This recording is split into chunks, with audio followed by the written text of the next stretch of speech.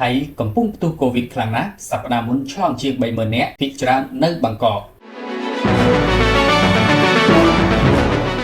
ស្ថានភាពឆ្លងរាលដាលជំងឺ COVID-19 រលកថ្មីកំពុងវាយលុកខ្លាំងណាស់នៅប្រទេសថៃដោយរយៈពេលត្រឹមតែមួយសប្តាហ៍ប៉ុណ្ណោះពលគឺគិតចាប់ពីថ្ងៃទី11ដល់ថ្ងៃទី17ខែឧសភា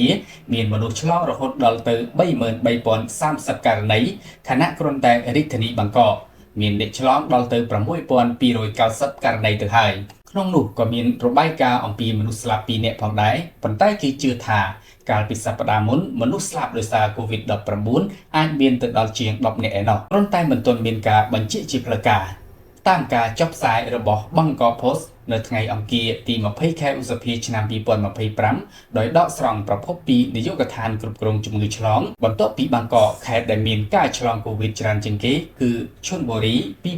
2,573 ករណីរយอง 1,980 ករណីនន្ទបុរី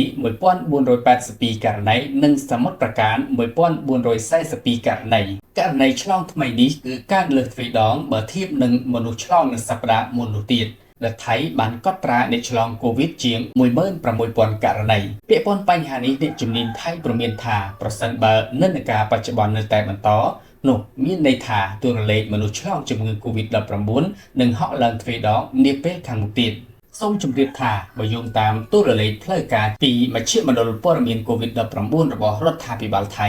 ករណីជំងឺនេះបានកើនឡើងគួរឲ្យកត់សម្គាល់ដោយមានមនុស្សឆ្លងសរុប 71,067 នាក់និងស្លាប់ 19 នាក់ចន្លោះថ្ងៃទី1ខែមករាដល់ថ្ងៃទី14ខែឧសភាត្បិតតួលេខក្រៅផ្លូវការកើនឡើងខ្ពស់ហួសនេះក៏ដោយករណីឆ្លង COVID-19 នៅប្រទេសថៃផ្ទុះខ្លាំងជាពិសេសបន្ទាប់ពីចប់ពិធីបុណ្យសង្ក្រាន្តដោយក្នុងអំឡុងពេលនោះចំនួនករណីឆ្លងកើនឡើងជាលំដាប់ភាគច្រើនជាប្រភេទ Omicron XEC ថ្មីដែលឆ្លងលឿនជាងមុន